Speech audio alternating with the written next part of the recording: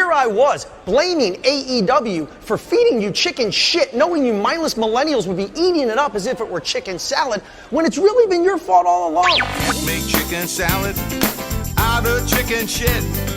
People is as people does, that's all there is to it. Put a square peg in a round hole, just never seems to fit. And you can't make chicken salad out of chicken shit. Hello and welcome to Making Chicken Salad, the Wrestle Radio Australia podcast where we talk about everything going on around the world of wrestling. I am the voice of Wide Bay Pro and your host, Lachlan Albert, and I am joined by a man whose house is very black, Todd Eastman. Todd, how you doing, mate? I'm doing well, mate. Doing well. Thank you for asking. No, you're very welcome. And as always, hang on. Hang on. Before you introduce me, we have to do the Wrestle Radio Australia National Anthem. That's right. At no expense, I've gotten our own national anthem. Are you ready? Yeah. Todd and Geoff, where are you? There you go. That is. All right. And there's always very clearly blood in the water when you're around host of WrestleMania, Geoff Steady. Geoff, how you doing, mate?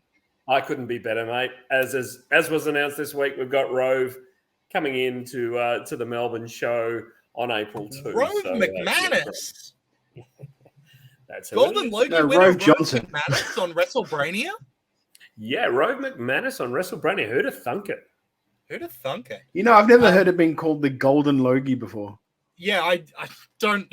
I said it. No, so it's just it. Gold Logie. Gold Logie. Gold Logie, sure. Golden Logie. Golden Logie. Look, a golden Logie. Yeah. G'day, Jugs Bunny. You've just reached out to us. How you going, mate? As you can tell, we're having a fun Friday night here. Look, before we go on, let's address the elephant in the room. I wasn't here on the last podcast. That's because I can't read a messenger chat. And I didn't know what time we were starting. I thought the start time was the finish time. So that's always good fun. But it's always nice to be able to sit back and hear Todd and Geoff be wrong uninterrupted. So that was always good fun. Today we're here. We're not so much, we had the Elimination Chamber review last week with Geoff and Todd. So today we're going back to the roots, Wrestle Radio Australia, talking about some Australian wrestling. And if you're watching live on Twitch at twitch.tv/Wrestle Radio Australia, you can see just to the sides the alluring nipples of the main event of the MCW show, The House Always Wins, which is what we'll be reviewing today. James Cray joining us in the chat. Hello. So this was, I guess, MCW's biggest show in a long time. Huge main event, stars from other promotions in the area popping in, and honestly, just kind of a banger of a card top to bottom. Let's get in with the opening match with arguably the greatest curtain jerkers in Australian professional wrestling, the Velocities, taking on the tag team champions Slex and Tommy Knight. Let's fire away. Let's have Todd launch into it. What did you think of this opening tag team contest with Slex and Tommy Knight retaining? Can you go to Geoff? Because I'm actually still working the old social medias. Great. Geoff, tell us what you thought about this tag team. Oh, we're cooking professional. Doing it live, baby. Some WrestleMania messages to attend to, Lockie. No. Cool. I'll talk about this tag team match. No, I enjoyed this. I think the Velocities can get good matches out of anyone, and Slex and Tommy Knight are certainly no schlubs themselves. I think wherever this storyline is going, they need to kind of move along with it. We get it. They're a dysfunctional tag team. It's been done a lot. I just like to see them move along with it. But certainly bell to bell, it was a great match, and I really enjoyed it. Yeah, I think this is one of those times when MCW having several months between shows makes the storylines feel like they're dragged out, even when we've only seen them a few times, right? So this Slex and Tommy Knight not getting along storyline has been there for what, 3 shows? And if this was WWE where we were having a weekly show, or even another promotion where there was a show every 2 weeks or every month, then 3 shows in it wouldn't feel like it's been going on forever. But because it feels like it's been, it's been 3 shows, so that's like, 8 months that we've been seeing this story or something, right? Like, it feels like it's been so long. So I agree. I do want them to move it along, but I think they did. They had Tommy and Slex kind of get a little bit on the same page towards the end, get some tag team offense.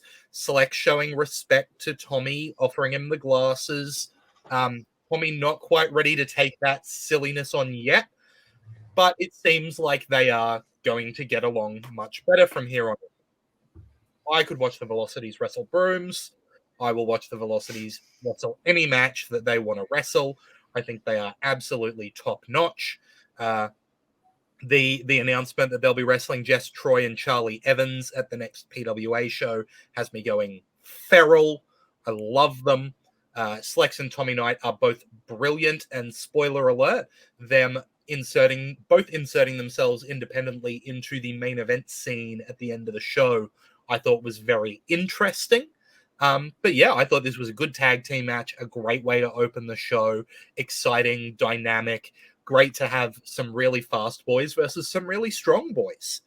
Did you have any other comments to add there, Todd? No, you pretty much covered it. It was a good opener. Because they are such, like, it's a strong 2 teams. The only thing I'd say, if I was to be critical about it, is that it was a bit of a long match for an opener, if that makes sense. And I know this is me just going yada yada yada, but when I outfit my shows, usually the first match, unless it's something that's a really important match, and I guess this was because it's a tag team title match, they tend to be like a shorter match just to try and capture the crowd. But when you've got teams like Velocities and Slex and Tommy Knight, those guys can do stuff that will capture a crowd. So if I was being uber critical, that would be the only thing I could point out about, is that it was a bit long for an opener.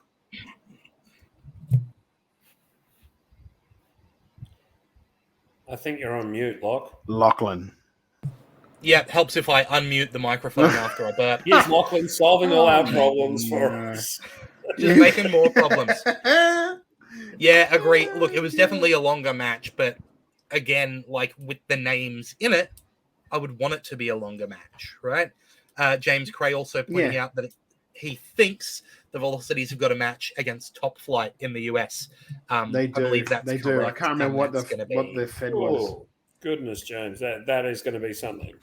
I want to say it was Warrior Wrestling, maybe. It might be like a little bit of a trade with, as we'll talk about soon, having KC Navarro, their champion, come in for this show. So off the top of my head, I am pretty sure it's Warrior. But moving on from that, we did have a one-on-one match following that with Stevie Philippe, the Phoenix, normally as part of the Philippe brothers, coming back to a bit of a solo role to take on Ryan Rapid. This is significant, I guess, because Ryan Rapid is a well-known name in PCW, which is another promotion that runs out of Melbourne, and one that we've talked actually very highly of here on Wrestle Radio Australia. And Ryan Rapid is a name that keeps coming up in relation to that promotion as someone who's great fun to watch. So I think it was really exciting. And also later in the show, we'll talk about Wake being on this show, another PCW talent that are coming over and working with the MCW guys. Now, MCW is not wanting for roster members. There are going to be a lot of people fighting to get onto every show. So the fact that there's going to be more competition is going to be very interesting. But for me, and we've said this about, especially when we talk about Queensland wrestling, I know Todd said it, I know I've said it.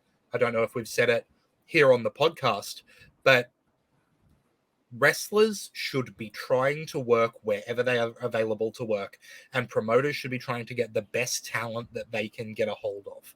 And when wrestlers work in multiple companies against different people, different styles of match, different ways of running the show backstage, it means that they can take the best elements from everywhere that they work and put on the best shows possible everywhere that they go.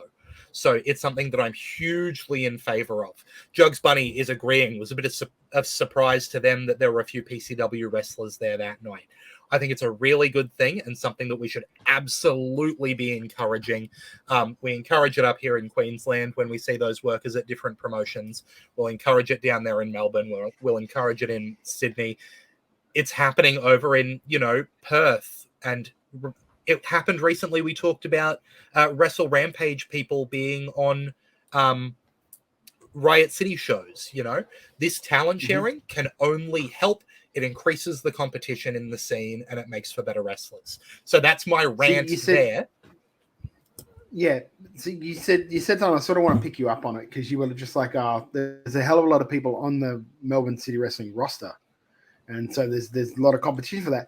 There's not a hell of a lot of Melbourne wrestlers on the Melbourne City roster. So the fact that they're going to start looking out at PCW and other promotions like that is a great thing, because the one criticism I have heard over the journey about Melbourne City Wrestling is there isn't enough Melbourne wrestlers on those shows. You look at the last year especially has been sort of dominated by more interstate wrestlers than your local talent. And it's something that I think has been an issue for them. And it looks like now that they're trying to right the ship when it comes to that, because there's a hell of a lot of talent in Melbourne and it's just a matter of giving them the chance to shine.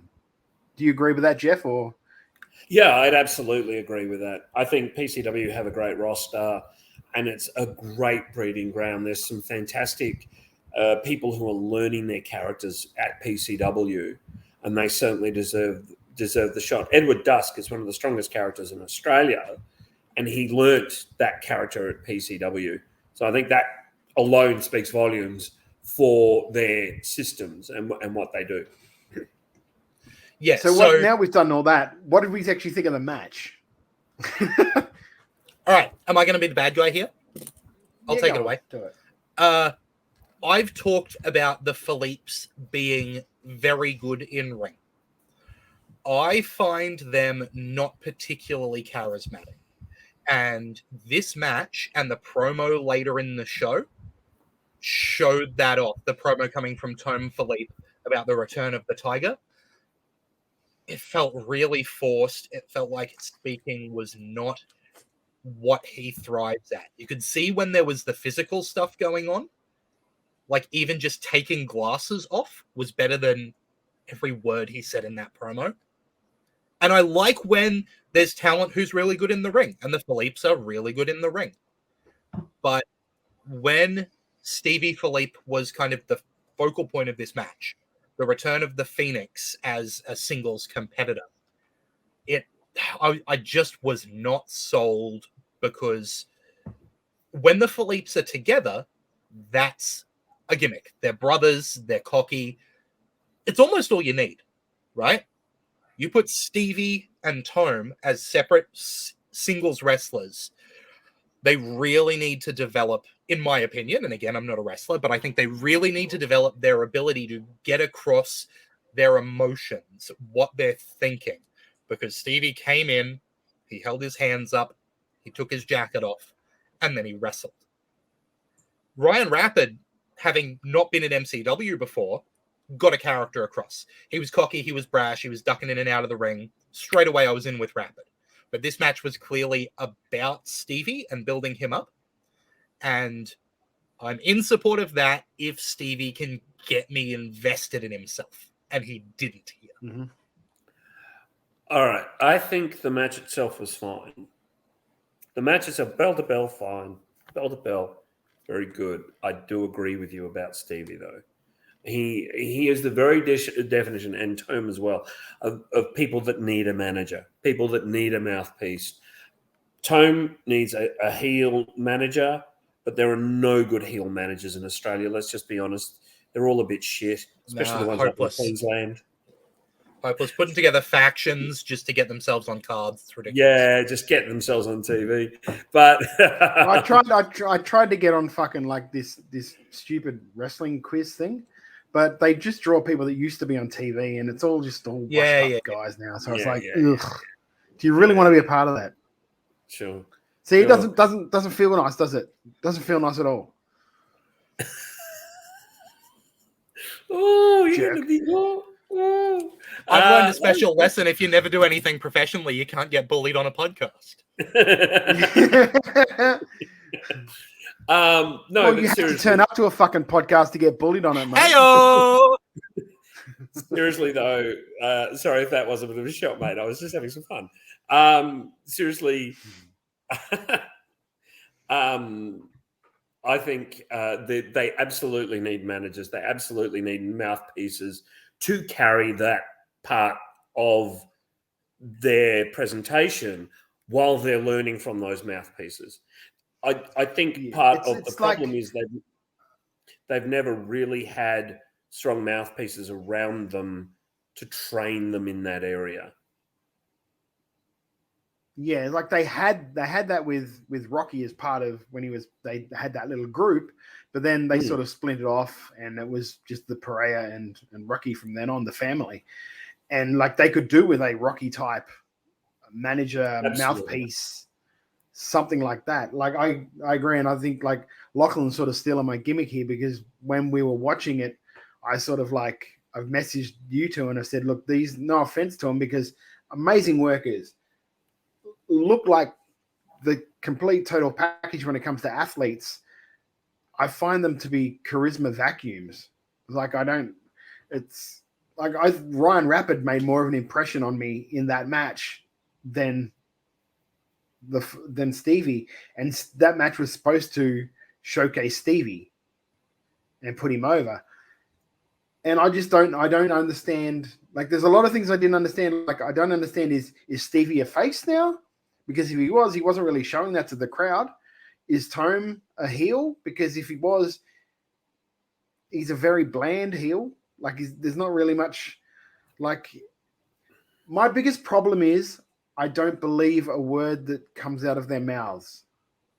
Like, when Edward Dusk cuts a promo, I believe that shit. I believe that's how he's feeling. I believe that's what he's trying to convey. When Mick Moretti cuts a promo or talks, I believe he's crazy. Do you know what I mean? I believe there's a screw loose on that dude. That the biggest problem at the moment I find with that is I don't believe. Because go for it. I just think you've compared two really, really fantastic talkers that have been doing it great for a long time. On this show, Jake Dusk Andrew hasn't been doing it for that long, man. No. Okay, but he's clearly the gold standard, right? Jake Andrew Arthur cut a promo on this show. And Jake Andrew Arthur is not someone who I would say character is a strong suit. The dude is an ex-Olympian. He has for years not needed to be able to talk to a crowd. But he cut a promo where he got across how he was feeling. He made you feel that this was important and this was worth caring about. So even if character is not a thing you're building around, like Dusk and Moretti are, it's still important to be able to get across that character to the crowd, which is what I felt is missing from the Phillips. Sorry to cut off your train of thought there, Todd. No. You're right. I think part of the problem is that we see great promos every week, whether it's from AEW, whether it's from WWE, whether it's even on NXT. Waller's doing great work there. We see great promos every week, and we can't help but compare. It's not anyone's fault. We can't help but compare, and the problem is that acts like that are seen as lacking. I'm also not sold on their gimmicks. The Phoenix and the Tiger, they're a bit cliched. They're a bit sort of passé, I guess. But I'm like, let's play it out and see where it goes, I guess. Yeah. But like you said, like we're used to seeing him all the time, and like we're sort of judging it harshly. No, if they are MCW, PWA want to be the best in the country, then we should be comparing them to the best in the world. True. Yeah. That's just the way we should do it. That's 100% the way we should do it. If they fall short, fair enough. But we should be comparing them to that. That should be the standard that we demand of all. And I say that we, as in like someone that's in wrestling, that's on a show myself. I demand from myself that I try to be as good as I possibly can be. And I don't mind if I'm judged against great promos, because that's the only way I'm going to get better. is if I'm judged against like, and I'm not in any way comparing myself to, but if I'm judged against like a Heyman, like against Stokely Hathaway, against like the big time TV managers, that's what I want to be judged against and say, this is what I'm wrong. This is how he's not as good as, because then I know, okay, this is what I have to do to improve. That's just the way I've always approached things. When we're making these comparisons, like, not to spoil the end of the show for people who don't know, the MCW World Heavyweight Champion is a former champion from WWE who is signed to AEW, who has been champion on like around the world, right? This is a world-class promotion who has produced multiple world-class talents. We should be able to expect the best of the best if they're going to make it into the MCW ring, right? You look at the match we talked about just before this, where it was Slex, Tommy Knight, and the Velocities, and Slex got that, poorly timed Ring of Honor contract. The Velocities are champions in Italy, right? This is the kind of quality we're talking about. Yeah, and look, I do agree with you, and I can see the point of what you're saying. We do have world-class athletes here. That is beyond the shadow of a doubt. But the problem is, it's just that thing that lacks at the moment. It's the thing that we're not getting all of, and we should. Like, I like MCW. I think their product's fine at the moment. I'm really enjoying a lot of the storylines, but they should be aiming to put on the complete packages every single month in every single show. You look at PCW. And I think they are. I think that's what they're aiming to. Like, every promotion worth their salt is aiming to put on the best possible show they can. Yeah. If you're just aiming to put on like an average show, then get out of the business.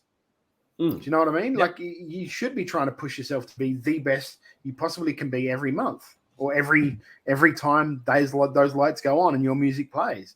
That should be your goal, is to be as good as you possibly can. Sure. Yeah, I mean, that's fine.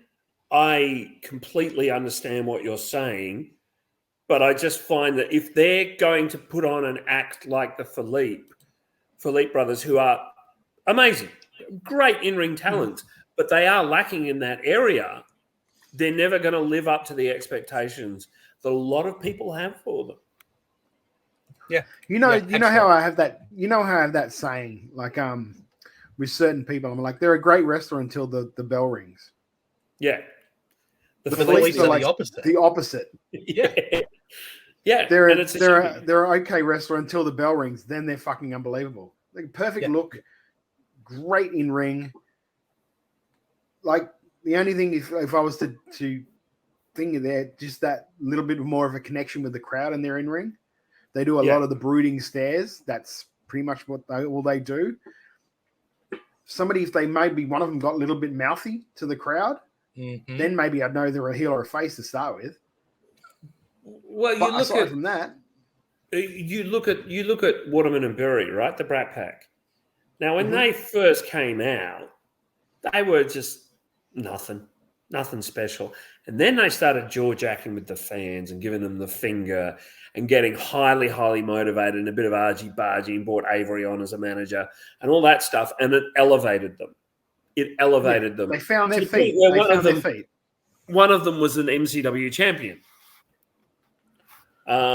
So, I think it can be done, but I just think they need a bit of massaging and work, I guess. Yeah, fully agree. Like, we're not saying throw them out, but we're saying those things work. No. Yeah, God no, that's great. Again, we're here to review. We're here to be critical, right? Like, they're too good in ring to throw out. Oh God, yeah. Look, let's move on to the next match, which is a Warrior Wrestling World Championship match with KC Navarro defending against Mick Moretti. Now, I know that a lot of people would have been coming in unfamiliar with KC Navarro here. Okay. I think the dude is magic, especially for how young he is. He's like 23. He's absolutely incredible. He's got exactly what we were just talking about, where he understands that the character comes first. His in-ring is really impressive, but the character is the priority. And Mick Moretti is obviously established in Australia with, again, a priority on character, but also really solid in-ring work. And I thought this was absolutely fantastic fun. They focused on getting the characters across. KC Navarro took a mic and got mouthy.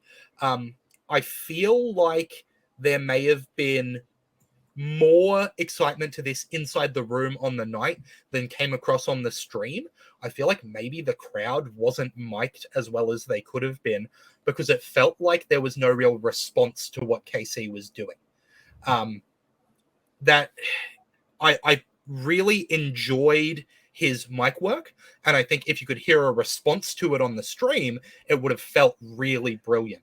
The fact that there didn't seem like a lot of response through the stream, I'm willing to put up to recording live events being a pain, because if you add that crowd noise, this match was fantastic, I think. I agree with you completely. I thought it was a great match. I had fun watching it. I enjoyed the work they were both doing. I enjoyed their chemistry. Like for a first ever match, they had insane chemistry. But yeah, I think the crowd felt quiet. And I think Casey, it resulted in a feeling watching the stream that Casey was almost getting a, who is this guy reaction, which certainly, I don't know if that transferred in the auditorium. Jugs, you were there. Did it transfer, or were the crowd amped and up for it? And Jugs in chat saying that Casey was getting a reaction live. The recording has commentators louder than the crowd. Yeah. Well, the commentators are always supposed to be louder than the crowd. I mean, and that can happen at a live event. Let's be honest. But I thought the match itself was fantastic. Moretti did a great job in losing. He looked tremendous in losing to such a world-class wrestler who, let's be honest, he's probably going to get a knock on the door quite soon to go elsewhere than Warrior Wrestling. He should, like that knock should have come years ago. And hello to Coyote, by the way, who's in Coyote. the now. Love you, big man. Coyote, nice to see you, mate. But yeah, absolutely. I think KC's got a long way to go, and it's really nice seeing some of these Aussie companies book, these big indie names that aren't necessarily cracking through to the mainstream yet. Like Summer of Fudge has Everett Connors on it, who I think is absolutely brilliant and going to be huge, but just hasn't quite gotten that full name recognition of a big company yet. You know what I mean? And I think it's the same with KC Navarro. It's going to happen soon. So seeing these Aussie companies get on top of those people is fantastic. And this match was an example. Here's the thing, like, it's all well and good to like bring over Johnny Kickpads from independent wrestling in America, but it's a financial thing at the end of the day too. Yep. Do you know what I mean? It's if and this is talking from the business side, I'm seeing it as well. Does this convert to tickets sold? And if it doesn't, then why am I spending so much money bringing this person out? This is why I understand when, say, somewhere like Adrenaline, which like we'll talk about probably later on, try to bring out Semi and Tay because they thought that will sell some extra tickets. And let Everett Connors is here because that's his partner is Charlie. So I would assume that's a cheap airfare because he's already here. Do you know what I mean? So it's like but with someone like Navarro, I think that for MCW, that would have had to be some sort of a deal done with Warrior Wrestling. No, but I would imagine. I also think that when you've already got Buddy Matthews on the show, you add on KC Navarro, you're not trying to translate to butts on seats in the building because Buddy Matthews will sell those. What you're trying to do is get eyes on the product from elsewhere, right? People who are KC Navarro fans that are over in the US and they're, seeing the Warrior Wrestling shows live, if they hear that there's Warrior World Championship defense going on in Australia on a show with Buddy Matthews, they might watch. So it kind of works in both directions, and I think that's interesting as well. Really, when you think about it, though, how many are there of those people? Do you know what I mean? Like, I'm not trying to be a dick about it. Yeah, I'm just no. going, how many people do you think are Casey Navarro fans that would see Warrior, that will also watch Warrior Wrestling religiously and then go, oh, he's on a card in Australia, I'm going to check that out. Do you know what I mean? I know I'm being a complete like devil's advocate here, but like I'm coming from a business point of view. Yeah, and look, Yeah, you've but- got to come at it with a business point of view, or Here's else the it's not thing, worth Todd. looking. If 3 people watch it from the US and go, hey, that's a great show, I'll get the next one, that's 3 more people. And that's great, you know? Yes, but is that 3 more people worth an airfare, which is like Who knows? I mean, we can't know the business $1,500 to machinations. $2,000. We can't know the business machinations of why Casey Navarro was at the show. We can just go, it's great, he was at the show. He might have family here, he might have mates here. Like, you know, he might have been here and gone, No. I'm not I'll like, this isn't a specific, like, this isn't like a Navarro specific thing. No. It's like Lachlan was saying, it was good that they brought out lower tier things, but I'm like, that's when I'm said, like, it wouldn't have mattered. It could have been, like I said, Johnny Kickpads. Yeah, And this is what I fully agree, Todd, but it's about taking advantage of those opportunities when they appear. Oh yeah, right? Yeah, And Jugs just mentioned that Casey and Buddy are friends, so that could have been where it came from.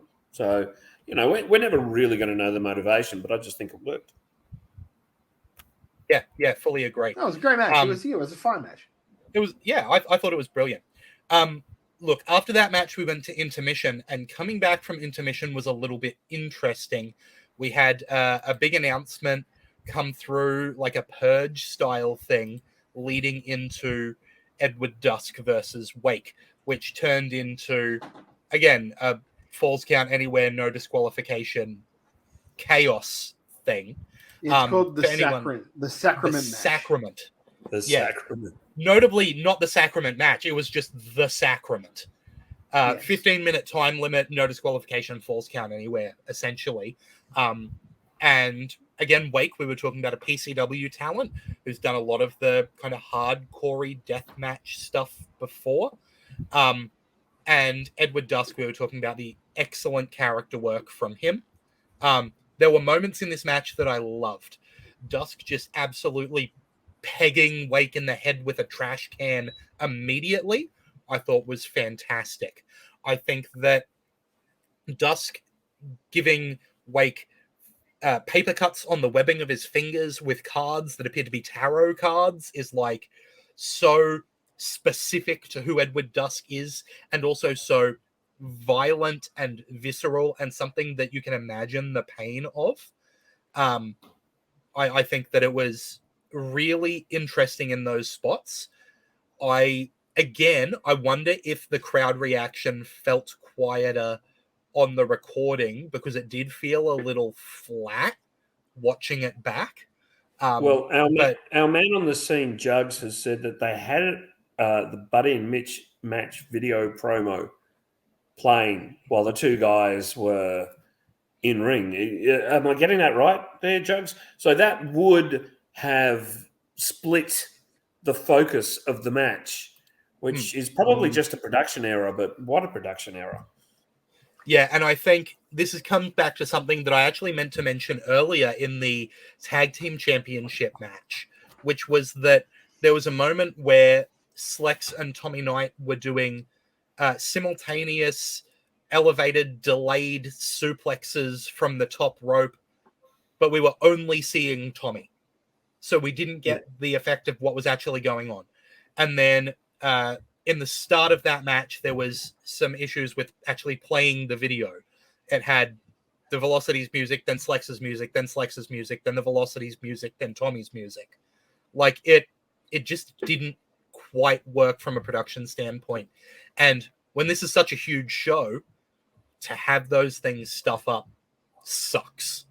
You know, sometimes those things happen, but it sucks. I stand corrected. Apparently, the Dusk thing played over the Mitch versus video package that was aired in the arena online. Yeah, it's weird. It just sounds a bit cock-a-hoop, really. Yeah. There's no secret about the fact that we love Edward Dusk on this podcast. He's, for me, in the top echelon of Aussie talent. And there's just not a question about that. I think that Wake was a really interesting opponent for him. And I think this was a good way to get across how sadistic he is being in MCW at the moment. I don't know that the match as a whole landed as much as I enjoyed it. I agree. Todd, any dissenting this opinion there? No, I think this is what I don't want to say it. I guess this is sort of like a soft reboot for the Dusk character, and I'm hoping this leads to this more things. This is just like Wake was really, and I don't want to say a job guy, but that's what he sort of. It was an enhancement talent for this character going forward, and we'll see what happens on the next show. And I mean, the same way Rapid was for if Steve, these sacraments, yeah.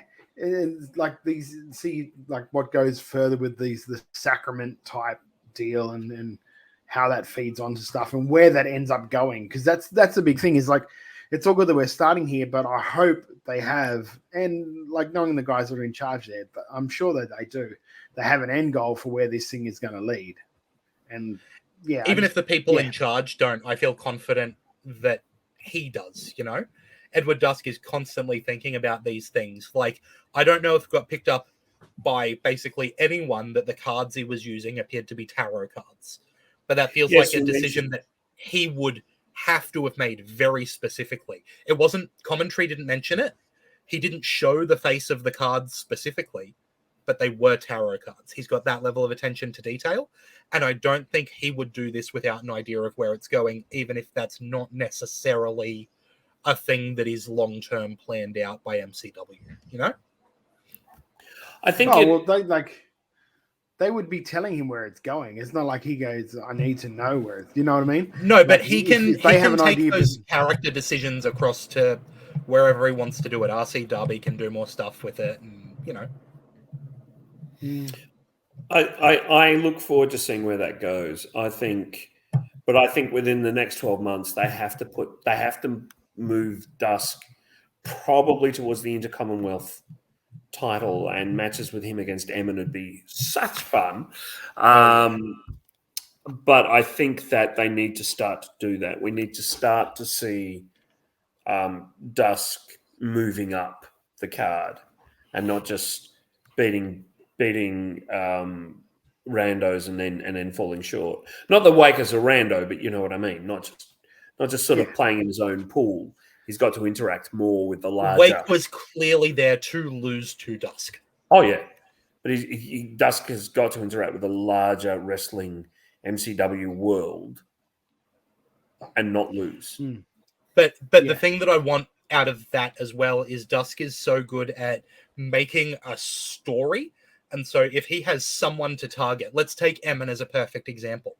If he specifically has this story where he is working his way up to Emin and he's kind of picking at pieces of Emin the whole time, that's going to work for me. Right? For sure. Whereas I'm worried that he will work his way up and then there will be a match with Emin that has 2 promos leading up to it and then they have the match. And that's not what I like from Dusk. I like the way Dusk really knows where things are going. Dusk is a long-term storyteller. So let's see where that can go. But the match for itself, again, really good. In-ring, this show was tremendous. And look, speaking of long-term storytelling, let's talk about Jake Andrew Arthur's undefeated streak, where he had not been pinned or submitted for such a long time. He came out, demanded a challenge from MCW management, said he's got nothing to show from being not pinned, not submitted. He started threatening crowd members, throwing MCW officials everywhere until Delta arrived, got a low blow in while the ref's back was turned to start the match, laid out Andrew Arthur with a fireman's carry slam, locked around, got the submission with Jake inches from the ropes, and Delta beat Jake Andrew Arthur by submission. The pop for this was massive. There were no issues with the sound on this. I thought it was tremendous. I thought it was great. I thought it's the perfect person for Jake to kind of finally lose that long-term streak too. Clearly had a great time with that promo. He is a huge guy. He is enormous. If you've never actually seen Jake, he is a big boy. But wonderful to see him come into his own over the last 12 months. The final boss gimmick suits him to a T. Oh, yeah. And he's clearly doing the right thing and absolutely put Delta on the map at MCW as someone who could face either males or females. And, I think that's great. I think to have that kind of champion in the women's division is great. Let her square up against, let her become a realistic contender for Murphy's title. Yep. Fully agree. Todd? You two are going to hate me for this. I hated this. We are going to hate you for this. I hated it. And you question why I've never had you on my show. Would you like to know why? Yeah, go ahead, mate. Would you like? Delta is already over. She's over as Rover. The pop was amazing, and I'm like, it was a great pop, and it was a great moment for that show, and that's what it was there for. It was there to be a moment. That could have been used on somebody else. That Jake losing eventually could have been used on somebody else. Like Delta just beat Jessica Troy. She just she's made. She's made in the shade. Do you know what I mean? She could have taken on a truly another really top contender girl and really Charlie Evans. Bring Charlie Evans in to have a match against her. You know what I mean? Jake has been a monster. So you just keep having him destroy it until the big babyface comes in for the save. And that's where you have that big bull, like a young babyface. I wouldn't have minded him coming up against Mitch Waterman for the next thing. Because why wouldn't you have that? You come out and absolutely destroy Mitch. And then they have the match. To me, this was and it was great for what it was. It was a pop moment. But what happens to Jake's going to have to come out this next show and just destroys people to rebuild the monster. I think he can be rebuilt. I think he can absolutely be rebuilt and rebuilt pretty quick. Sorry. I'm going to disagree with both of you here. Jake does not need rebuilding. He is an absolute giant who was beaten after getting hit with a low blow. Yes, that's right. The person didn't earn it. She didn't earn it. She kicked him in the nuts, hit him with an F5, and then finished it. That's not earning. That's not a big babyface thing to do to earn the thing. She didn't Which is why we're getting 3 more matches out of this program, Todd. We aren't going to get 3 more fucking matches out of this program. Because if you are, then why the fuck did you put... Yes, because then why the fuck did you put the belt on her if you're not going to have her face women for the next 3 fucking shows? Because they're going to change the belt to not be a women's belt anymore like every other company is doing.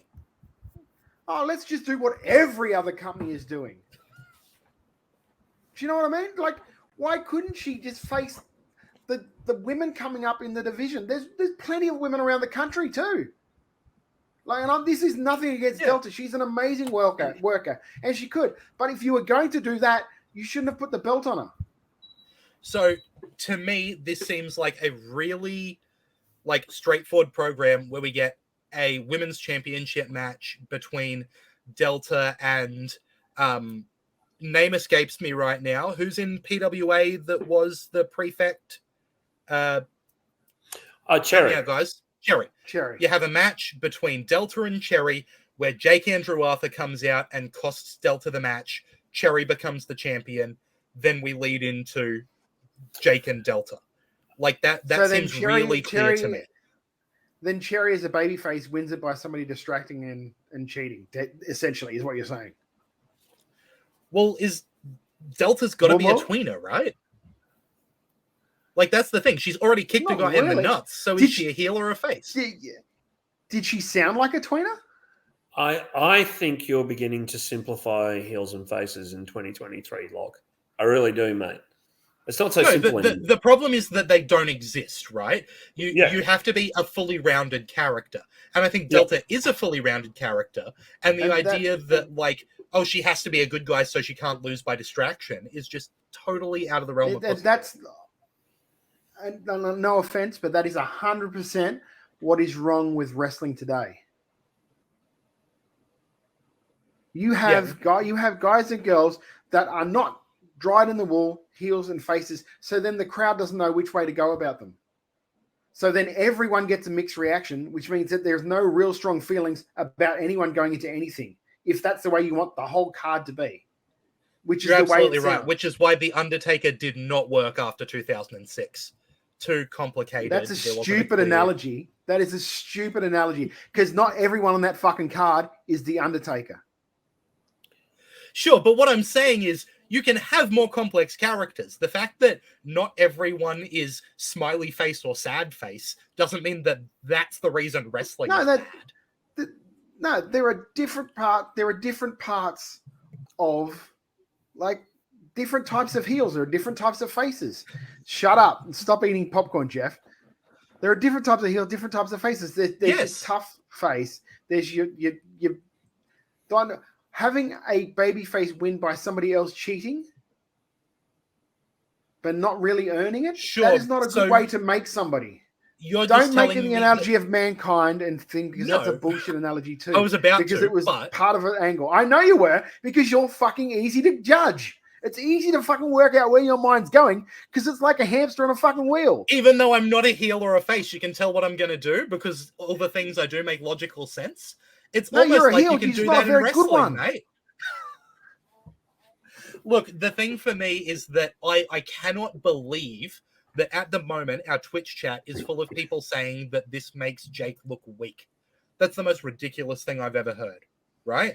Someone losing off a low blow people are saying and an F5 and a submission from Delta, I don't get how that makes someone look weak. But if all these people are saying it and you're disagreeing with it, does that mean that you're the only one that's right?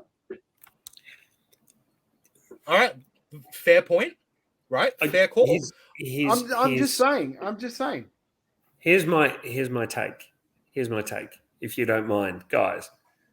Right. Go for it, mate. Was it an enjoyable moment? Yes. Is it really going to long-lasting affect either of them? I don't think so, and here's why. Jake can say, I never signed for the match with Delta. It was never official. I know what I said. It gives Jake fuel to continue being a monster heel. It gives Delta fuel to say, I beat the undefeated Jake Andrew Arthur. I can beat any woman on the roster. Bring it on. There you go. It's that simple. It doesn't need, not everything needs to have layers like a lasagna. This could just be simple spaghetti. Is anyone else hungry? I wonder why you're hungry. The point I'm trying to make is one of the biggest workers in the moment, MJF, died in a wall heel. Every time he tries to be likable, there's a reason, because he's going to fuck you over in the end, because he's a heel. He gets strong reactions because of that. What I'm saying is that if everyone's going to go with these shades of grey, that bleeds to the audience who has shades of grey. There's no strong feeling about anyone anymore. And that's when you can't build these things. I completely agree with you on that point. I do completely agree with you on that point. I'm not asking for shades of grey. I'm saying that no one was exceptionally damaged by the segment. There was no one who was damaged by the segment. No, there was no one damaged, but I just think somebody else could have used it more than somebody who was already mega over. Like Delta was already mega over with that crowd. You're probably right, but they probably wanted to get Delta on the show, and it was a good way. It was a fun way. I think that, and look, we'll move on to the next thing after this, but I think I agree with you, Todd, that there is a very strong case for having someone who did not have the momentum that Delta currently has to come up and beat Jake's undefeated streak and be the person who did that. I agree. I also think that if you want to build the roster around a smaller number of people, which is seemingly what MCW is doing, they have a small core roster that they're trying to utilize. If you're trying to do that, this is a great way to put momentum, to make sure Delta is keeping that huge crowd response, to make sure that Jake is able to go out angry and wanting to prove something and decimate some people. There's potential storyline in Jake saying, I wasn't beaten fairly. I think there's opportunities to go from here, and I had a good time with it. So I like it. Okay, and just before you finish, James put a comment in saying lasagna is much better than spaghetti from a booking perspective. Yes, it is, but you can't always have lasagna because otherwise you end up with Vince Russo booking, and that just gets ridiculous. I thought you were going to say you can't always have lasagna or you end up spending half an hour on the toilet. All right. But like, 100%, like, there's layers, but then there's also fucking, like, there should be lines drawn. Because at the end of the day, it's every storytelling arc should be good guy, bad guy. Because that's where you build the tension.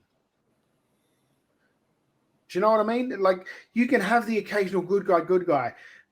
The bad guy thing is hard because, like, eventually the fans are going to choose who they like over the bad, and then that guy's a good guy. He can't help itself.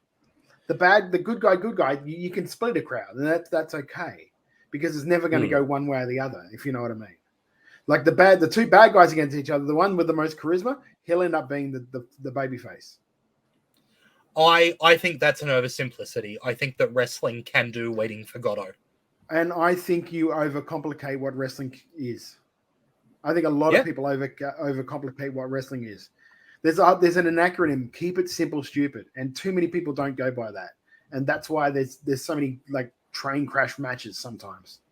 And I think I want lasagna on Uber Eats. Let's move on. Alrighty, MCW World Heavyweight Championship. Buddy Matthews defeating Mitch Waterman. This was obviously the match that the show was built around. Buddy Matthews cutting quite a heartfelt promo afterwards that led to a standoff where he was in the ring with the new title. Outside the ring standing as challengers were Slex, Tommy Knight, and Mick Moretti, and caught in the middle, former champion Mitch Waterman, covered in blood after being split open very early in this matchup. How did we find this one? Bell to bell, it was great. There was obviously a bit of a flub to have Waterman about a 1.5 on the Muda scale there after a couple of minutes, but it was enjoyable. It was entertaining. I think that Waterman needs more. I don't know what it is. He's not as interesting as I personally would like him. And I think they backed themselves into a corner. I think that putting the belt on Buddy's a good idea.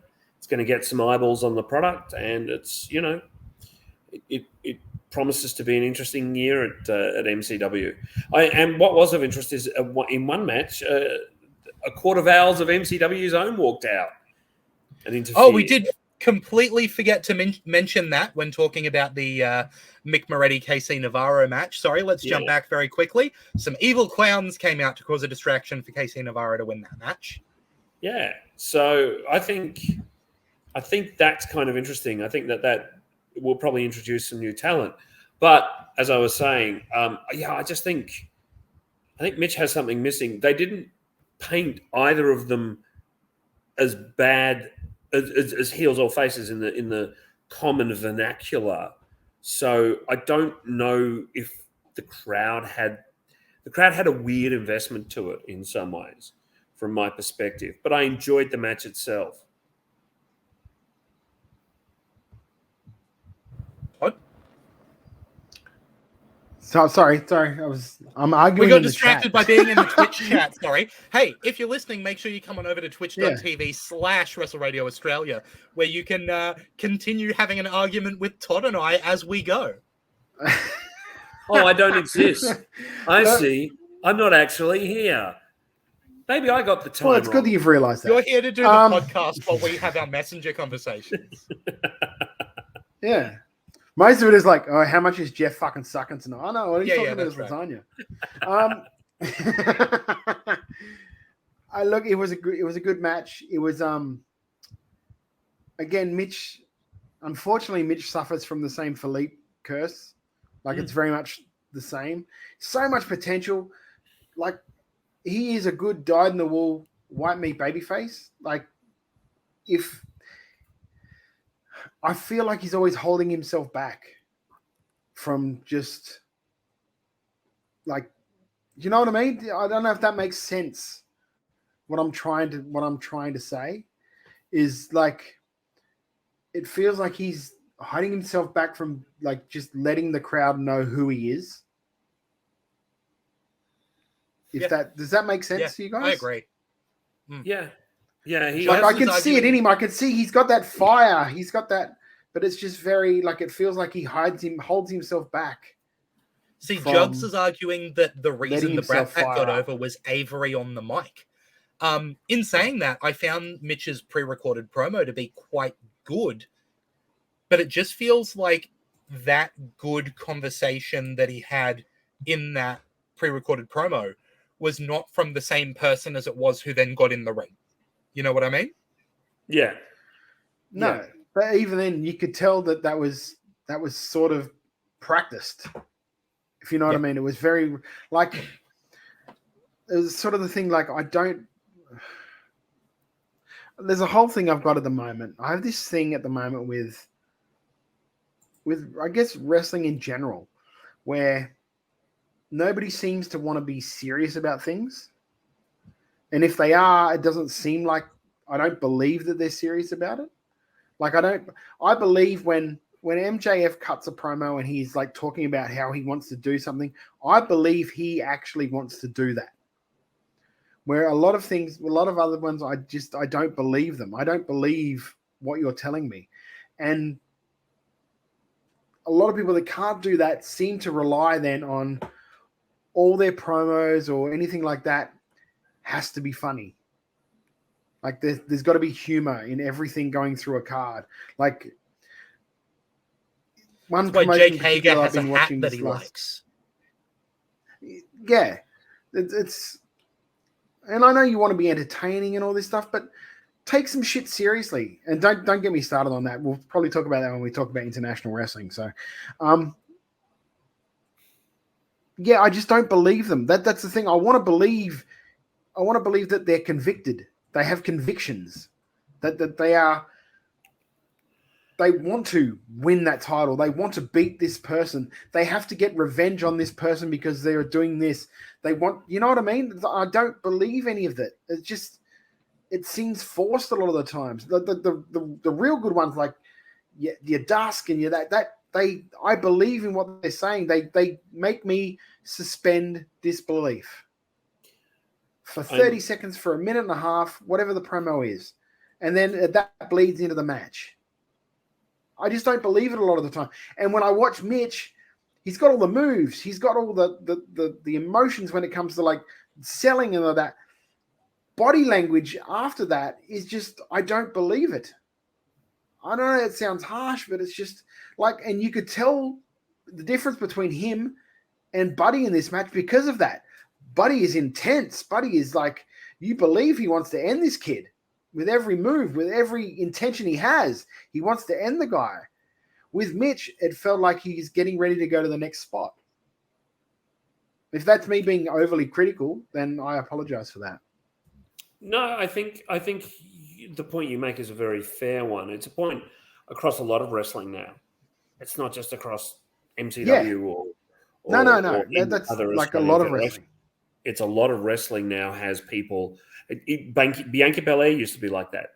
I used to really find her unbearable to watch because all Bianca was doing was going from one spot to another. In probably the last 6 to 12 months, actually probably since Sasha at Mania, it seems like a light has switched on and she's beginning to use psychology a lot more. I think this is what you're actually talking about here, Todd, without trying to put words in your mouth. He's talking about the psychology of a match. Mitch at the moment wasn't wrestling with any psychology of the match and the story they were telling. He was just there going from spot to spot. And that's a shame. That's a great shame because he's got it. He's really got it. He's really got something, but he's just got to pull that little bit together, and I think he'll be great. Yeah, absolutely. And look, there's a lot of great shames in this world. One of them is that psychology element. Another one is that not everyone's currently subscribed to Wrestle Radio Australia. You can jump on over to twitch.tv/Wrestle Radio Australia. You can follow so you get notified every time we go live with a stream. You can subscribe. You can put money towards helping us be the best podcast we can. You can jump on to any podcast player of your choice and subscribe to Wrestle Radio Australia. Especially if you're on Apple Podcasts, you can give us a 5-star review while you're there. We are going to take a quick break because we've been on for a full hour talking about The House Always Wins, which is like half as long as the show went for. So we've got some highlights coming up that should occupy you while we take our break. We'll be back very soon to talk about everything going on around the world of wrestling right after this.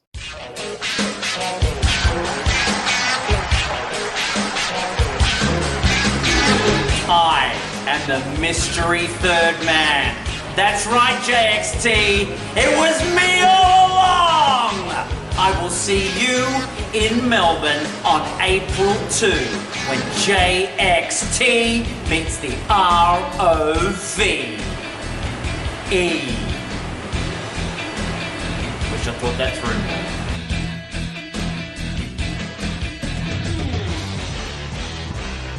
more. Did the point for no reason. And we are back with Making Chicken Salad, here to talk about everything going on around the world of wrestling internationally, now that we've talked about what's going on at MCW.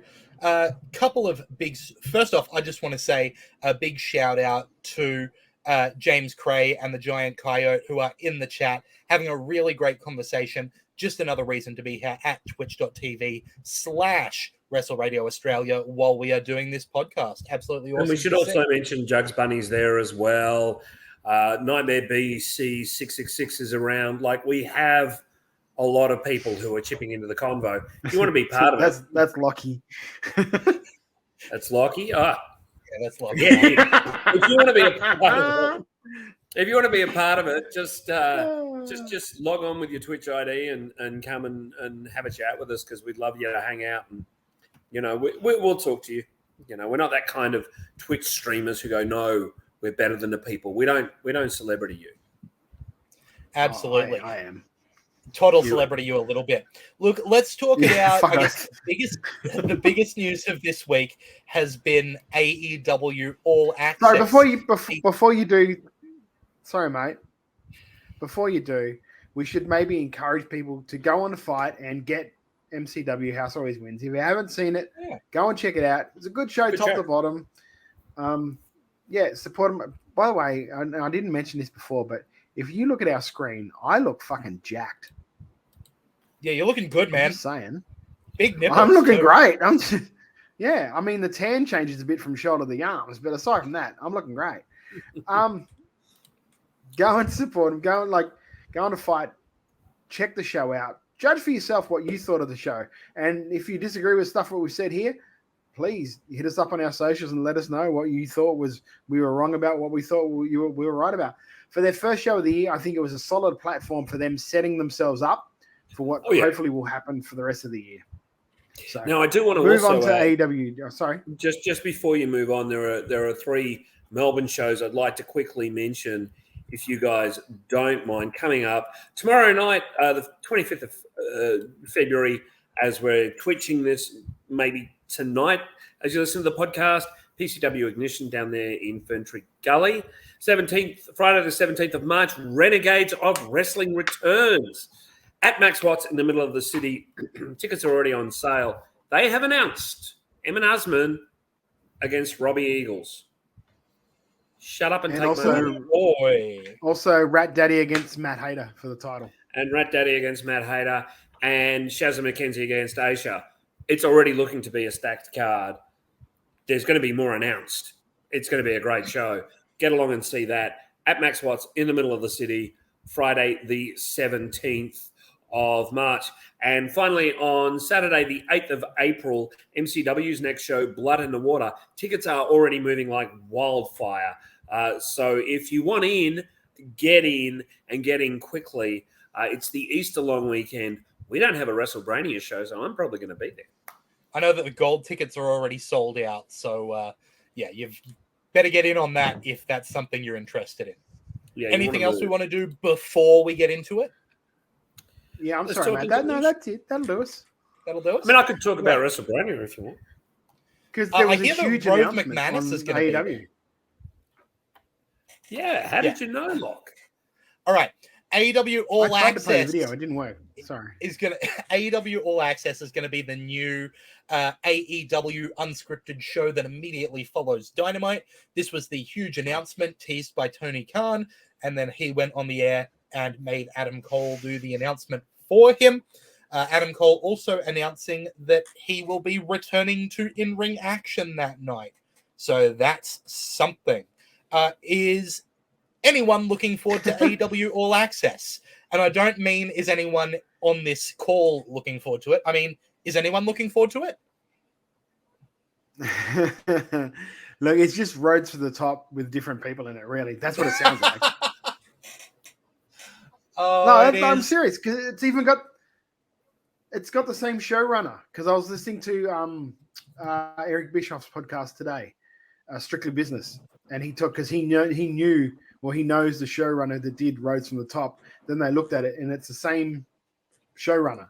So it's basically going to be, I would assume, this first season, because it's already been filmed, it would all be about what Adam Cole was going through with his concussion and Britt Baker being his girlfriend.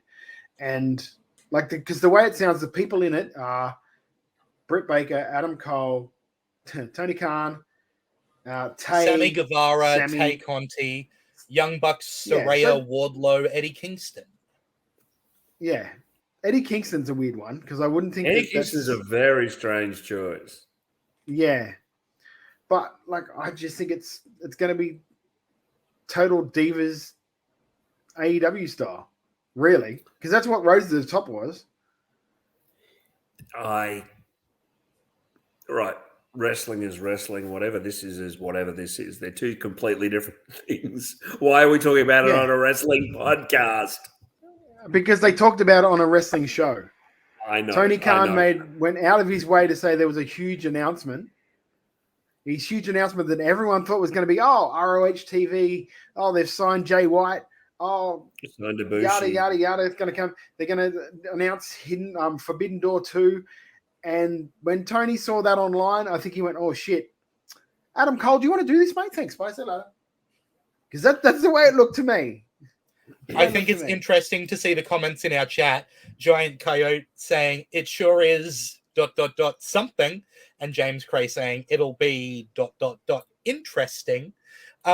Look, it's going to be something to watch. To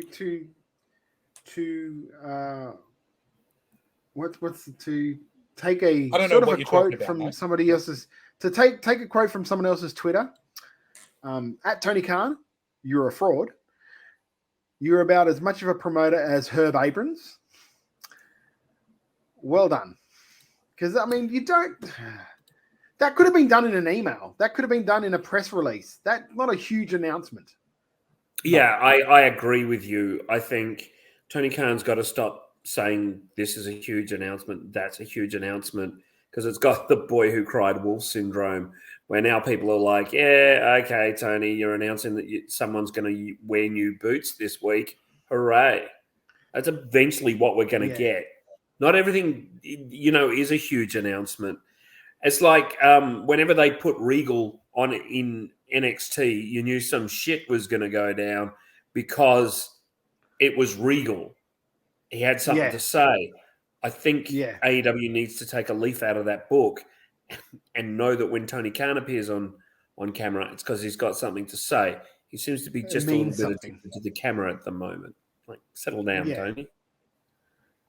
Well, he's busy fighting with Eric. And by the way, Ariel Helwani, wow, what a slapdown he did on him and Vixen Span. Holy shit. Going off. That guy, don't attack him. Because, no. I noticed with one tweet, he shut Vixen Span's Twitter down. Yeah. Like from one tweet, Bixenspan changed his Twitter from anyone can see it to only protected tweets. So only people that follow him that he approves can see his tweets now. If that's not someone that just got a bitch slap, I don't know who is, really, to be honest with you. Wowee. Yeah, absolutely. Look, let's move on to some WWE news. First of all, John Cena will be returning to Raw on the March 6th episode. Do we think this leads to a Cena match at Mania? Yes. I think it's Cena Theory, because Theory would be has Cena's name in his mouth a hell of a lot for it to not be. And Cena's got, and Theory's got the title that Cena put on the map, really. Yep. Because his US Open Challenge Series was fantastic. Let's not. And going over Cena is a great way to make a champion. Well, for a young guy, being able to say you beat John Cena at WrestleMania, it's a huge deal. Even more importantly, will John Cena be at Welchie's Bucks night tomorrow night before he leaves Melbourne? Only time will tell. By the way, whatever he's filming in Melbourne, I hope he's having a great time. Another piece of WWE news is the fact that it seems like May is going to have 2 scheduled pay-per-views. One of them is going to be apparently King and Queen of the Ring, and another Backlash. So Backlash scheduled for May 6th, King and Queen of the Ring May 27th. This is really interesting. May 6th as a Backlash date seems to put it back in the spot of the post-WrestleMania pay-per-view, although it as well could be another one of these times where they're naming an NXT event. We will have to see. King and Queen of the Ring, though, on May 27th, I find really exciting. I love that gimmick. I think that it's, the tournament thing, if they're doing that, is really fun. I'm kind of excited for both. It's also important to note that this is not going to be called WrestleMania Backlash. It's just going to be called Backlash. Any thoughts on either of these developments, Todd? Well, that weekend is also the weekend of one of the AEW pay-per-views. I can't remember what it's called. What's the one in Double or Gear? Oh, jeez. Oh, wow. Hang on, I'll look it up quickly. So, because I had the thing on. While you're doing that, I don't think there's any surprise that the King of the Ring is back. It really was one of the shows that put Triple H and the Hunter Hearst Helmsley gimmick on the map, and I'm thrilled. Personally, I'm thrilled because every full King of the Ring, so every King of the Ring with the round of 8, the quarters, the semis, the final, was great. And if we get to see that again, I'm all about it. They don't have to be long matches. One of the best matches was Jeff Jarrett against the 1-2-3 Kid. And it went on for like 4 minutes. And it was great. So I'm quite happy about this development. Yes. Yeah. Shouting out James Gray in the chat, by the way, saying that King and Queen of the Ring sounds messy. Royalty of the Ring would be a better name for the event. Yes. And then they could have King of the Ring and Queen of the Ring as separate tournaments. I love that idea, James Gray. Yeah, that's a good one. In the article we're referencing, the May 27th date is on a Memorial Day weekend, which traditionally is the weekend that AEW holds their Double or Nothing pay-per-view in Vegas. They run on the Sunday, and this will be run on the Saturday. So who knows? It might be a big doubleheader weekend where it comes to a WWE and AEW pay-per-view the same weekend, which would be cool. Like, at least they're not trying to go head-to-head, which is it's sort of silly, really. It sort of divides the audience when it comes to that, and you don't need that. We might as well just, you know what I mean? You don't need that. You can do both. If you can do a weekend of it, it's not like a Mania weekend. So, fully agree. Good. Let's talk about in the indie wrestling space. GCW is presenting the Indie Wrestling Hall of Fame, and we've had our second induction announcement. The first being Christopher Daniels, who'll be inducted by Frankie Kazarian. Our second induction is going to be Dave Prazak inducting Cheerleader Melissa. So what do we think of Cheerleader Melissa's induction into the Indie Wrestling Hall of Fame? Good. She's like she is very much one of the indie. Sorry, Todd, go ahead. Go on, mate. Sorry. No, you go, brother. You. I was going to say, these names are synonymous with indie wrestling, and I think that it's great that Game Changer are on this. Cheerleader Melissa was a big part of Shimmer for a while. She's been all over the world and is a great wrestler and a great character. So I think it's terrific. Topped the PWI top 50 females, along with Australian native Madison Eagles as a former number one on that list. So, clearly that is a big deal. Cheerleader Melissa is someone who was in a whole lot of companies, did some amazing work in TNA. As well as, obviously Christopher Daniels, one of the greatest of all time that didn't get as huge of a billing as a lot of other people. Again, like his TNA run is kind of legendary. If you look at the triple threat with Styles and Joe have both gone on to be those big WWE names, and Joe now in AEW, whereas Christopher Daniels kind of made a little splash in AEW with SoCal Uncensored, but really didn't get to be a household name the way that I think the others have kind of achieved. So it's really good to see him get that recognition there. Is there anything else we want to mention before we go on to chicken salad and chicken shit? Yeah, man, I've got a couple of stories. Jeff Hardy's license has been suspended for 10 years. His DUI case has been closed. So he will serve no jail time for his third DUI offense. He gets 38 days credit for time served in the county jail as part of his sentence. So for the next decade, Jeff Hardy will not be on the road. Thank Christ for that. Like, I hope the guy learns from this, but I mean, ugh. And another story coming out too, Spectrum Cable has listed AEWX New Japan Pro Wrestling Forbidden Door 2 for June 24th, but that has not been confirmed by AEW yet. So it looks like the Spectrum have done a huge announcement before Tony got the chance to. Also, for us here in Australia, for the big fans of Aussie wrestling as we are, Young Bucks take on Aussie Open on Rampage.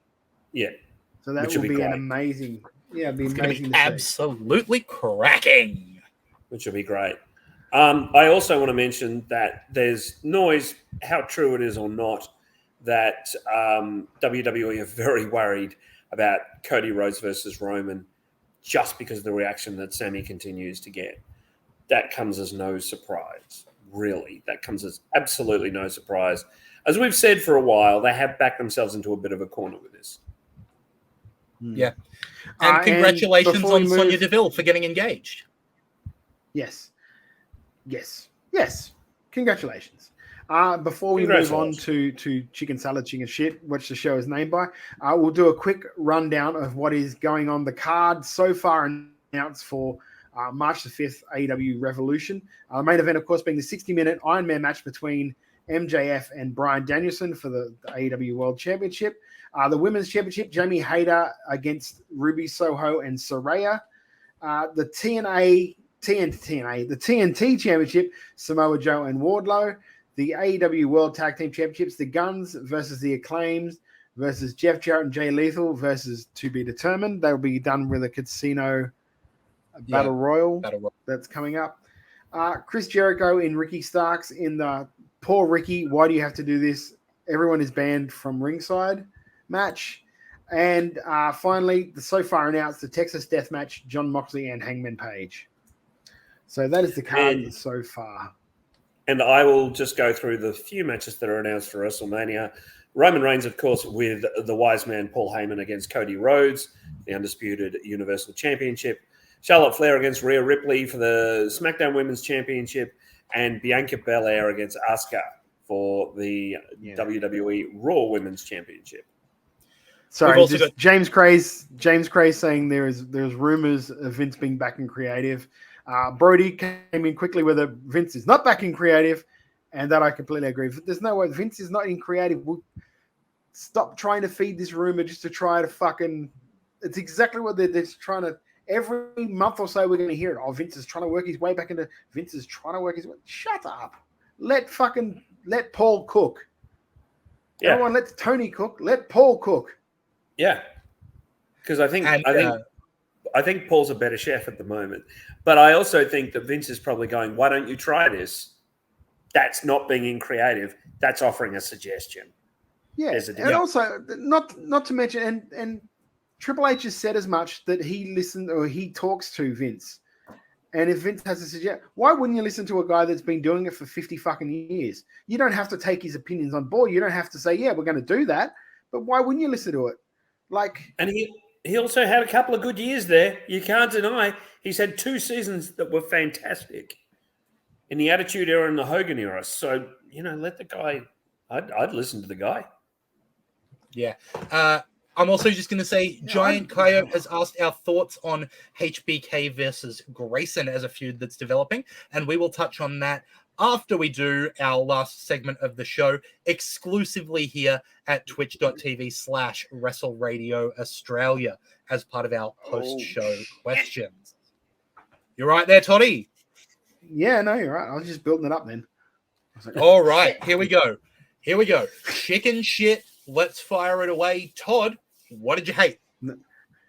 No, you can go with Mr. Geoff because I think Jeff's got one on board that's ready to blow, and he's been waiting all day for this one. What'd you hate, Geoff? Come on, shooter. Okay. There is a wrestling company in Melbourne that have gone to fans to crowdfund a building, and they did not check with the council for a lot of things, and they are losing the people that originally ran the company, and no one knows what's really going on. There's been no transparency. There's been no communication, and it is extremely disappointing. Because if you want to set yourself up to run a company, that's fine. But the people you are answerable to are your stakeholders, your staff, and your fans. You are accountable to them first and foremost, and this group are not playing ball with that. That's chicken shit, my friends. Oh, you done? Oh, sorry. You done?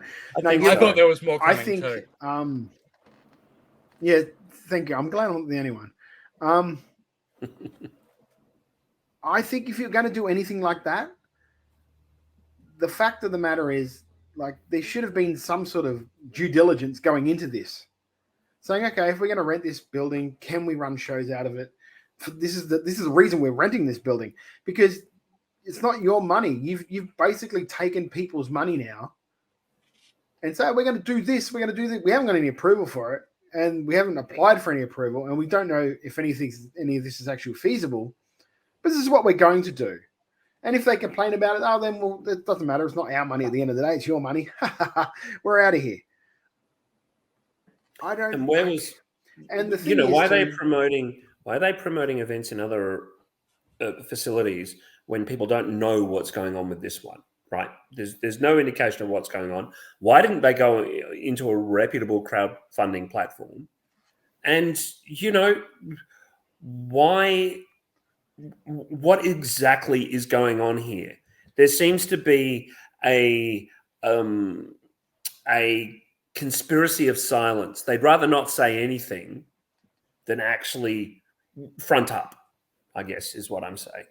Anyway, I'll also just throw in the fact there that this wrestling company has obviously been at the forefront of promoting this physical location. Another wrestling company with one of the people in charge of the company we're talking about had an event advertised in that building that has since also had to relocate. So it's not just themselves. They are associating with other wrestling companies saying you can use the venue, and then having to back out of that and not been able to supply that venue. Yeah. So there you go. That's my chicken shit. I stayed nice. Yeah, and here's the thing too, is that in the past we've invited them on to talk about all this stuff, and we didn't hear anything. They will go on to their more friendly, like people that are more friendly to them podcasts, because they're going to get a better coverage. They won't go on to us. They definitely won't go on the turnbuckle either because I know Welshie sharpening a knife ready to go on as well. Shout out to Welshie if you hear this. It is. I don't like if I donated to this and I saw this shit was happening, I'd be going, where the fuck is my money? What did I pay for now? If you can't run shows out of this building, so now you've just rented a building that just what I've helped you rent a building so you can put your ring there. Because that's basically what I'm doing now. Like those people that said they're going to get this, they're going to get this, they're going to get this for being in, like donating this money.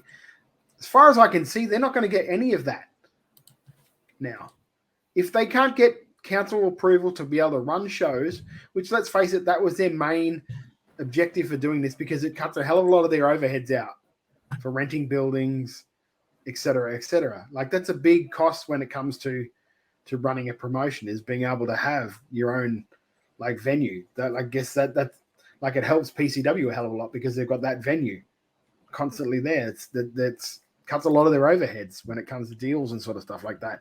And renting it out to other promotions to generate money. It's a great plan if it actually done their due diligence to say this is where you're allowed to do this. You're zoned to be able to do this sort of stuff. And it sounds like it's not. And I will say this. If I was one of those businesses, like say just a wild dream that I'd gone to this crew for WrestleBrania and gone, okay, I need a venue. Can I use your venue? They said yes. And then at this point, they turned around to me and said no. I would be absolutely fucking livid. I would be completely ropeable.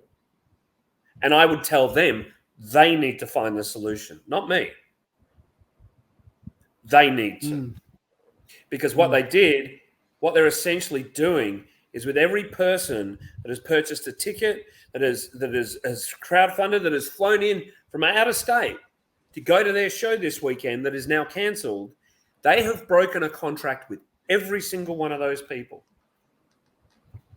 Yeah, I'll throw in this is also like my chicken shit. Yeah, I don't think there's many other chicken shits this week. I'd also like to know how long that they've known this before actually announcing it. Mm-hmm. Because if they've known this for a while and then just didn't announce it until today, which is like Friday, because it got announced today, wasn't it? That it was, and it's tomorrow was supposed to be on. Yeah, am I correct? I think it's Sunday evening.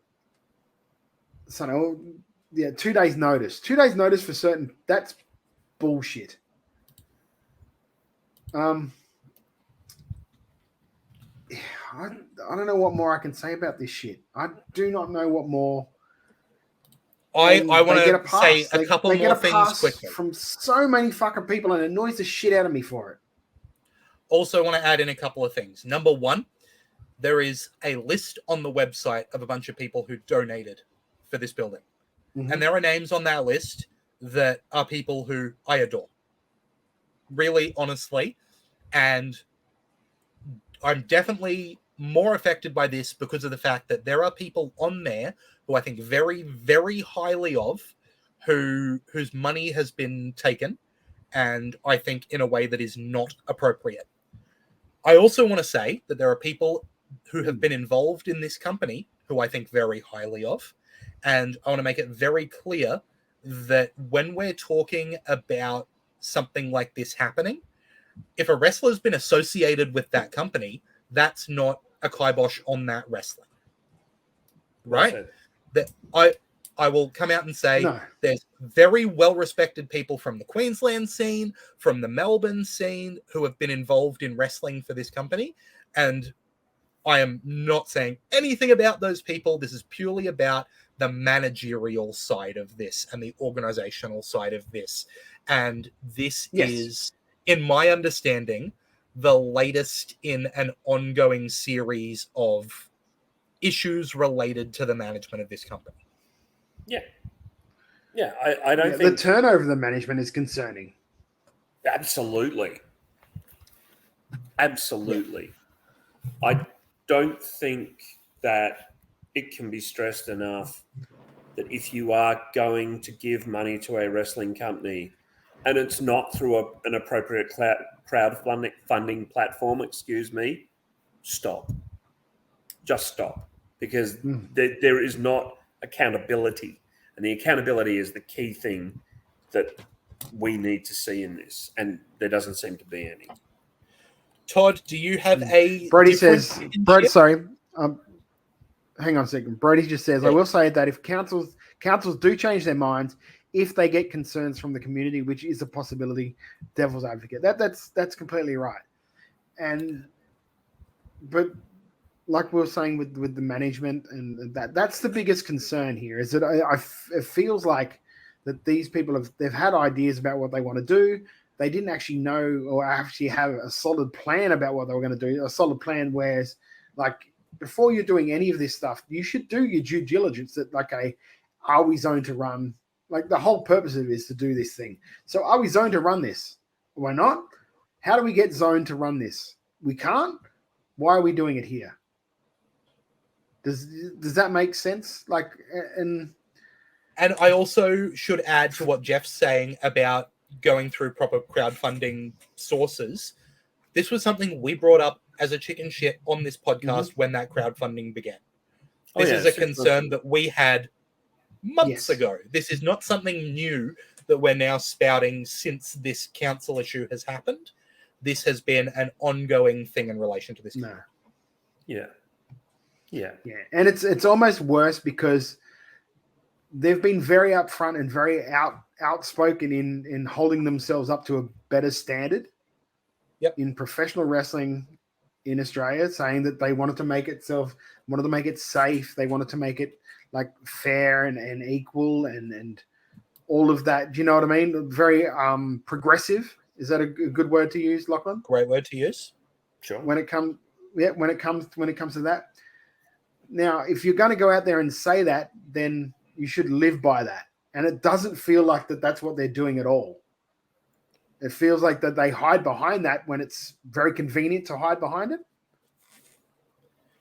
And but just then to be, it feels more performative than actual. Go on, mate. Blatantly clear. People involved with the company are invited on the podcast to talk about this. Come on and have a chat. Yes, 100%. I've And said that. we're not going to shout you down. When we first brought up the whole thing about.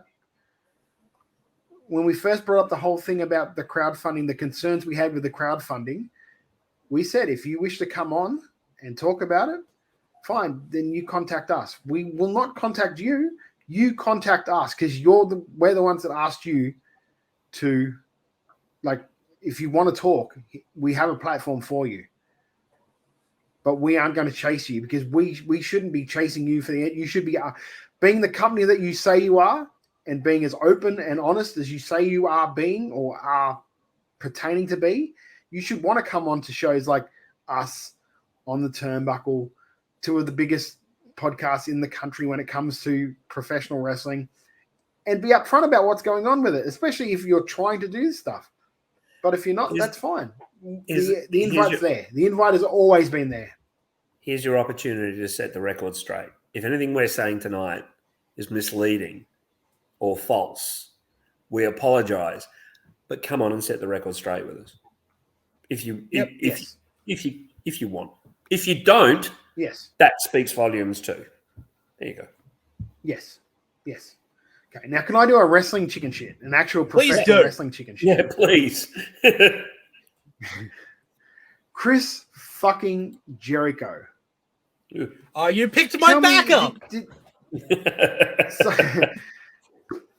So I take it both of you watched Dynamite this week, or at least one of you has watched Dynamite this week. Unfortunately.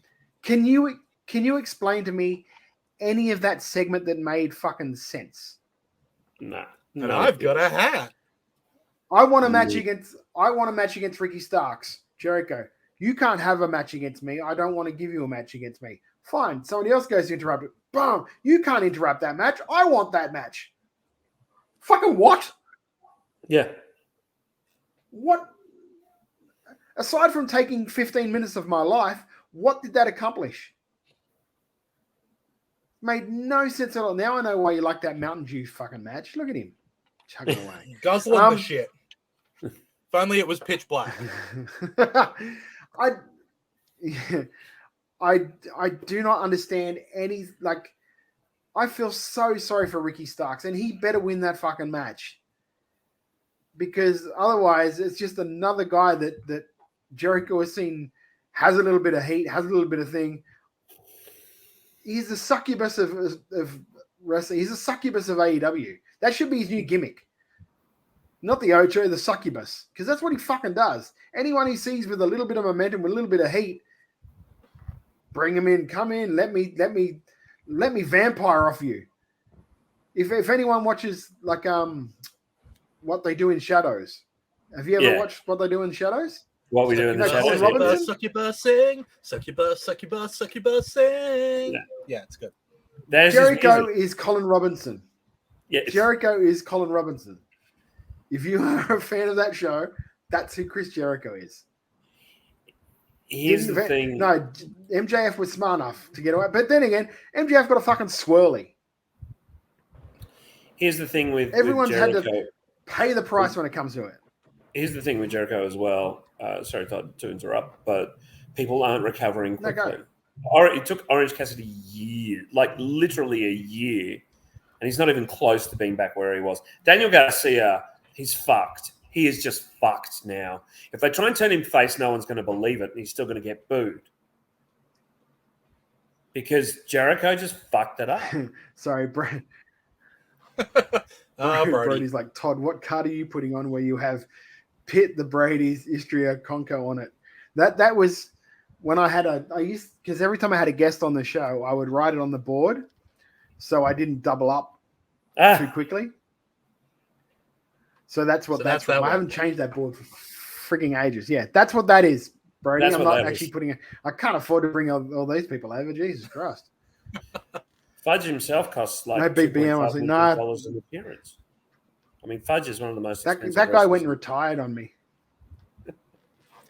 I think All Fudge is BBM, about I to said, be yeah. the That guy PWA went and champion retired as on well. me. So Should we talk chicken salad? yeah, let's go to the good stuff. Can I go first? Yeah.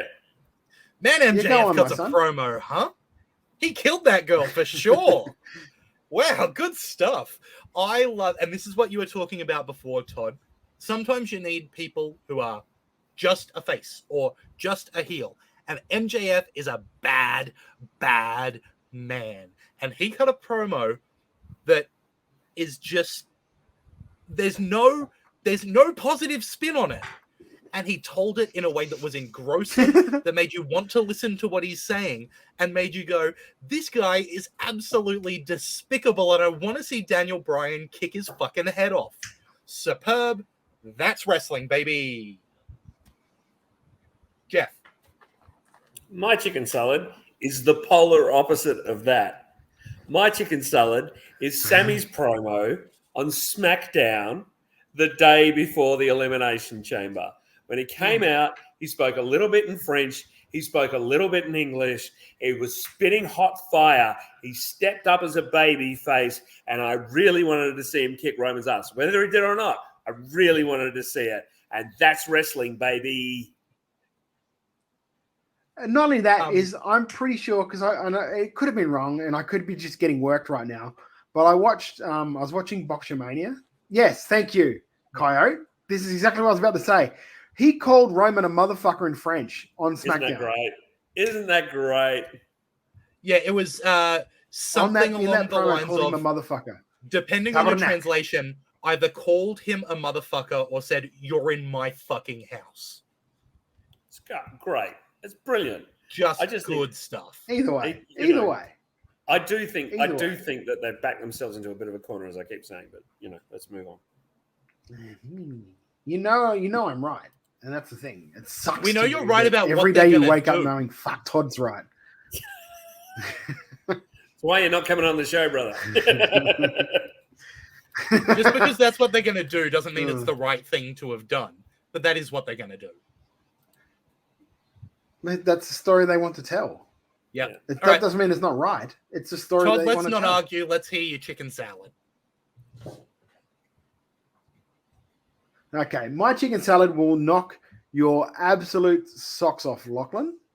Here we go, baby. My chicken salad was this week's match on Dynamite. Wheeler Yuta and Orange Cassidy. Hey! Right. This Your is a favorite wrestler, magic Wheeler Yuta, moment. had a great match. This is Big a surprise. magic moment. Tell us about it, Todd. Orange Cassidy was able to pull something out of beige. Unbelievable. I can't.